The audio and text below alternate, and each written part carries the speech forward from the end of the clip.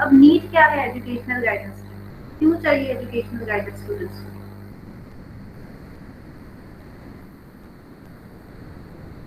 बताओ।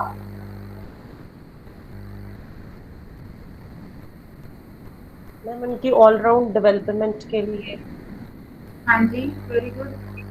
मैम ताकि उनसे कोर्स चूज करने में कोई मिस्टेक ना हो जाए। They yes, no very there good, very preferences. Good. Yes, देखो जैसे आपने जो पॉइंट्स बोले हैं वही है लिखे हुए। क्यों है? First of all individual differences हैं, ठीक है, हर कोई सेम नहीं है। Each individual has different interests, intellectual abilities and levels of aspiration, ठीक है। तो हर किसी को गाइडेंस चाहिए अपने लेवल की, अपनी नीड के मुताबिक। इंडिविजुअल डिफरेंसेस हैं, that is why there is a need of educational guidance. Choice of courses, जैसे आपने अभी बताया, इनअप्रोप्रिएट चॉइस ऑफ कोर्स में lead to wastage and stagnation. Wastage and stagnation आपने पढ़ा होगा। Yes ma'am. हाँ जी, बताइए प्लीज।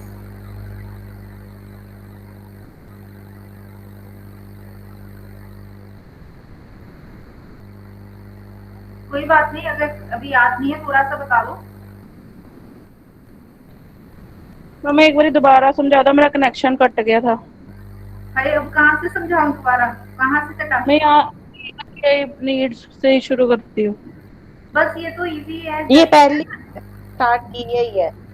बस नीड अभी ओके। शुरू किया है डिस्कस करना। ये इंडिविजुअल डिफरेंस का एक पॉइंट शुरू हुआ था कि नीड क्यों है इंडिविजुअल को, क्योंकि ऑल आर डिफरेंट, हर किसी की डिफरेंट नीड है, ठीक है। इंडिविजुअल डिफरेंसेस है, कोई स्पेशल नीड मैम करता वेस्टेज है। एंड रहे हैं, याद है वो? हाँ? वेस्टेज एंड स्टैग्नेशन का अब मैं पूछ रही थी। यहाँ वेस्टेज। देखो क्या लिखा है, choice of courses, inappropriate choice of course में lead to wastage and stagnation. कि अगर बच्चे ने अच्छा कोर्स नहीं चूज किया, ठीक है, तो वो it may lead to wastage and stagnation, अगर उसको गाइडेंस नहीं मिली तो।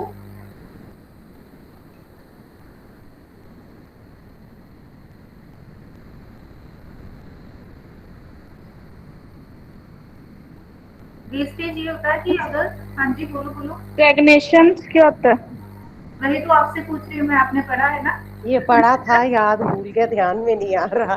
चलो ठीक है, मैं बता देती हूँ। मैम वेस्टेज ये, एक्चुअली काफी ma'am ma'am I think connection वो बड़ा। साल रिपीट करना शायद। हाँ, जो फेल होते रहना हमेशा, और स्टैग्नेंट रहना उसी क्लास में, वो स्टैग्नेशन है। हाँ जी, हाँ जी, ठीक हाँ है, जी। Good, very good. अब जो वेस्टेज है वो भी बता दो। वेस्टेज क्या मैं है कि वेस्टेज भी फिर वही होंगे जो मतलब छोड़ के जो चले हमसे जाना, बचा। इंस्टीट्यूशन को छोड़ के चले जाना, एजुकेशन छोड़ देना पूरा। चॉइस ऑफ कोर्सेज में हेल्प करती है एजुकेशनल गाइडेंस। और क्या किस चीज में हमें नीड है एजुकेशनल गाइडेंस की? देखो third point, making progress in course chosen, ठीक है, achieving satisfaction with the result, कि बच्चे ने जो भी चूज किया है कोर्स, उसके अंदर वो प्रोग्रेस कर पाए, फेल ना हो, ठीक है, और उसको सेटिस्फैक्शन मिले कि जो भी उसका रिजल्ट है उसके साथ। टू हेल्प हिम, ठीक है, टू गाइड हिम, ये होता है। अब नेक्स्ट देखो, education of exceptional children, gifted हो सकते हैं चिल्ड्रन, कोई स्लो लर्नर हो सकता है, या डेफ डम्ब हो सकता है, मेंटली एंड फिजिकली हैंडीकैप्ड हो सकते हैं, इन सबको गाइडेंस इज रिक्वायर्ड, है ना। So there is a need of guidance for exceptional children also, ठीक है। उसके बाद देखो ऑब्जेक्टिव्स ऑफ एजुकेशनल गाइडेंस। अब ऑब्जेक्टिव क्या है एजुकेशनल गाइडेंस?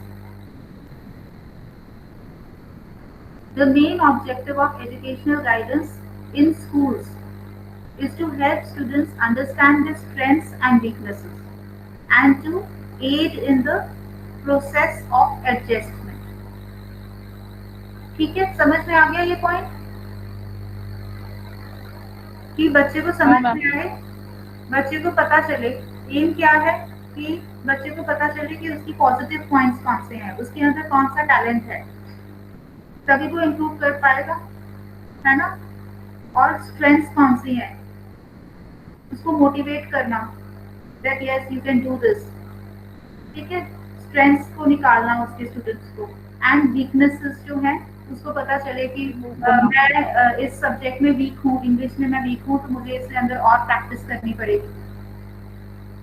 मैं कैसे उसको सजेशंस देने कि आप ज्यादा रीडिंग करो, या फिर उसको सजेस्ट करना कि कैसे वो इम्प्रूव कर सकता है उस सब्जेक्ट में, ठीक है। और खुद बच्चे को पता चले कि मेरी ये स्ट्रेंथ्स हैं, वाओ मैं तो बहुत अच्छी तरह स्पीच दे सकता हूँ, मुझे तो पता ही नहीं था, है ना। तो ये स्ट्रेंथ्स को पता चले स्टूडेंट को, that is educational guidance. The main objective of educational guidance in schools is to help the students understand, वो समझ पाए, खुद समझ पाए, सेल्फ रियलाइज कर पाए कि उनकी स्ट्रेंथ्स क्या है एंड वीकनेसेस क्या है, हर स्टूडेंट को समझ में आइए, and to help in the process of adjustment. और जो बाकी उसके फ्रेंड्स हैं या क्लासमेट्स हैं, उनके साथ कैसे एडजस्ट करके रहना है, ठीक है, और टीचर्स को के साथ कैसे बिहेव करना है, ये सारा कुछ एडजस्ट कैसे करना है, उस एनवायरनमेंट में कैसे एडजस्ट करना है। This is the objective of educational guidance, ठीक है, समझ में आ गया।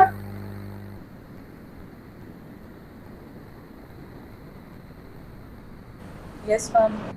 Yes ma'am. Yes ma'am.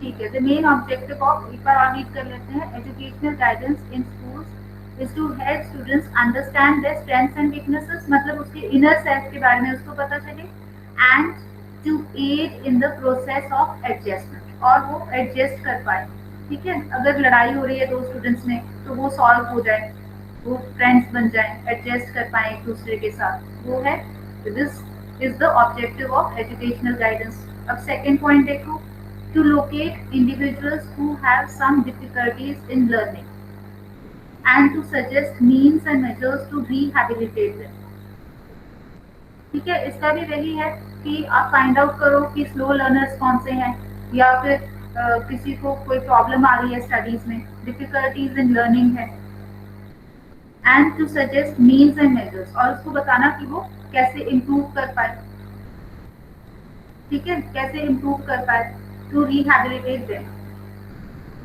ताकि वो इम्प्रूव कर पाए, बेटर हो पाए। टू लोकेट इंडिविजुअल्स, पहले फाइंड करना है आपने, ठीक है, कि नीड क्या है स्टूडेंट्स की, फिर who have some difficulties in learning, and to suggest means and measures to rehabilitate them. अब नेक्स्ट देखो, objectives of educational guidance next क्या है, to encourage the harmonious development of the student, all round development of the student, ठीक है, physically, mentally, socially, emotionally, sorry,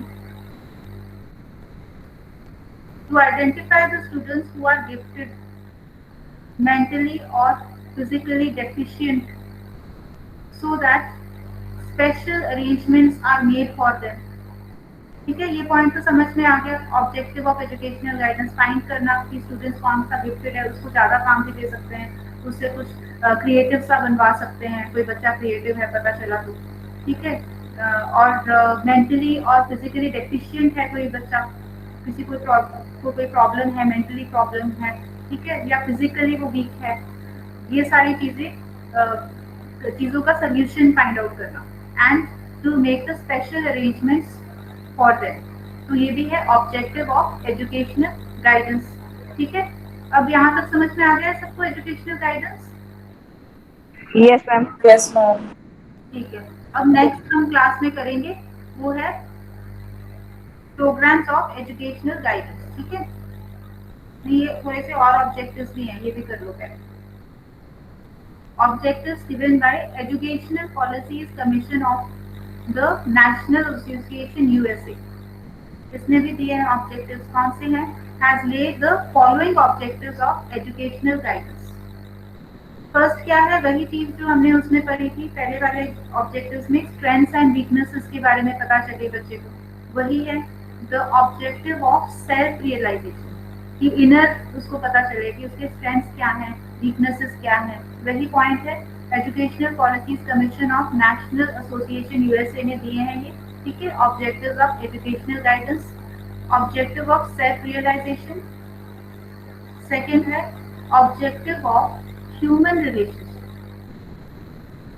वही चीज है कि कोऑपरेट करके रहना, एडजस्ट करके रहना, ह्यूमन रिलेशनशिप्स अच्छे हों, that is also the objective of educational guidance. Objective of economic efficiency. ये बताओ तो इकोनॉमिक एफिशिएंसी कैसे होगी एजुकेशनल गाइडेंस के साथ?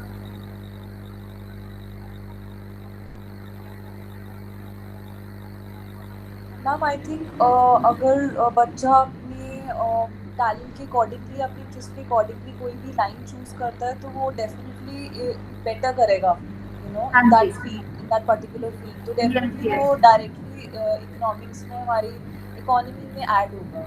हाँ जी, वेरी गुड। ह्यूमन रिसोर्स जो है वो सही होगा, है ना, और इकोनॉमिक एफिशिएंट होगा ह्यूमन रिसोर्स जो है, अगर वो उसको एजुकेशनल गाइडेंस मिलेगी सही तरीके से। The objective of economic efficiency, उसको जॉब भी आगे अच्छी मिलेगी अगर उसने अपनी मनपसंद कोर्स लिया है। फिर है जो ऑब्जेक्टिव ऑफ सिविक रिस्पॉन्सिबिलिटी, इसका क्या मतलब हुआ? मैम एक अच्छा सिटीजन बनेगा हाँ जी, और अपनी जो एज ए गुड सिटीजन वो अपनी सारी रिस्पॉन्सिबिलिटीज को फुलफिल करेगा प्रॉपर। हाँ जी, एडजस्ट कर पाएगा सोसाइटी में अच्छी तरह, सोसाइटी के लिए हाँ कुछ जी, कर पाएगा, है ना, सोसाइटी की ग्रोथ प्रोग्रेस के लिए भी हेल्प कर हेल्प पाएगा। हाँ जी, हाँ जी, वेरी गुड। ठीक है, ये है objectives given by educational policies commission of national association USA. ये भी आपने लिखने हैं। These are the 4 objectives: self realisation, human relationship, economic efficiency and civic responsibility. ठीक है, अब इसके बाद आ जाएगा आपका प्रोग्राम।